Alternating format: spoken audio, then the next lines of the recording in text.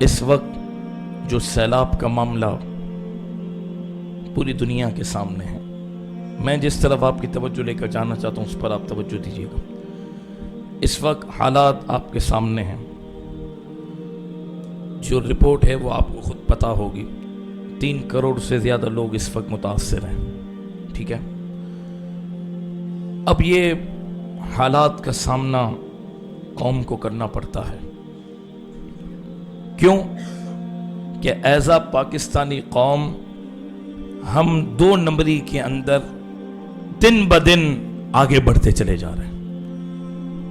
As a Pakistani قوم، as a مسلم، ہم اسلام اور دین سے وفا کے بجائے اس سے دور ہو گئے، اس سے غداری کی طرف چلے گئے۔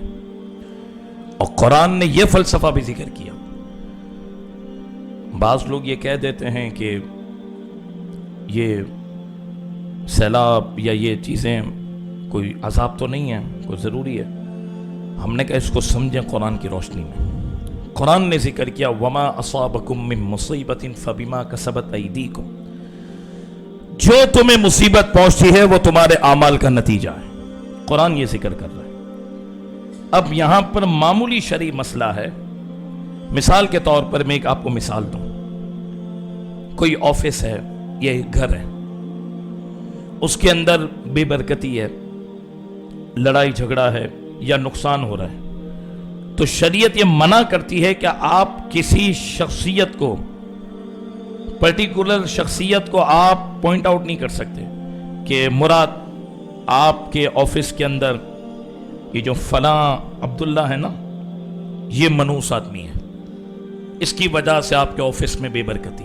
یہ غلط ہے، اس کو اسلام نے منع کیا کہ آپ کے پاس اور میرے پاس کوئی دلیل نہیں ہے کہ عبداللہ منحوس ہے تو اس وجہ سے یہ ہمارے آفس خراب ہو رہا ہے، یا گھر کے اندر ہم یہ کہہ دیں کہ فلاں بھابی ہے نا یا فلاں جو ہے نا اس وجہ سے پوری نحوست ہے۔ نہیں، اس کو اسلام نے منع کیا۔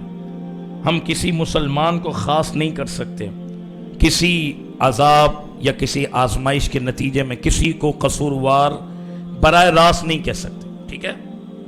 لیکن جنرلی یہ بات ہوگی کہ آفس کے اندر بے برکتی ہے نا، تو اس میں ہم ملوث ہیں۔ ہم اگر پورا آفس کا اسٹاف ٹھیک ہو جائے، دین کی طرف آ جائے، نماز کی طرف آ جائے، اور ہم 2 نمبری چھوڑ دیں تو اللہ برکت دے گا، تو یہ بات بولی جائے گی۔ آپ کو یہ فرق سمجھ آئے کہ نہیں ہے؟ ٹھیک ہے۔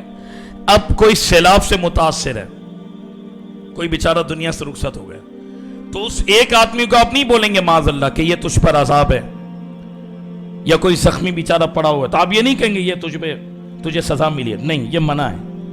لیکن جب جنرلی قوم کے اوپر اتنا بڑا معاملہ آئے گا تو پھر اس کو عذاب اور آزمائشی کہا جائے گا۔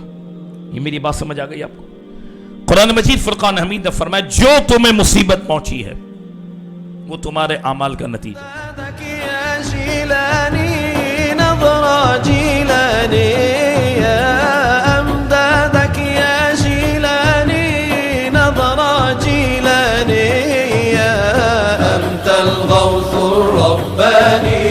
شيخ القادرية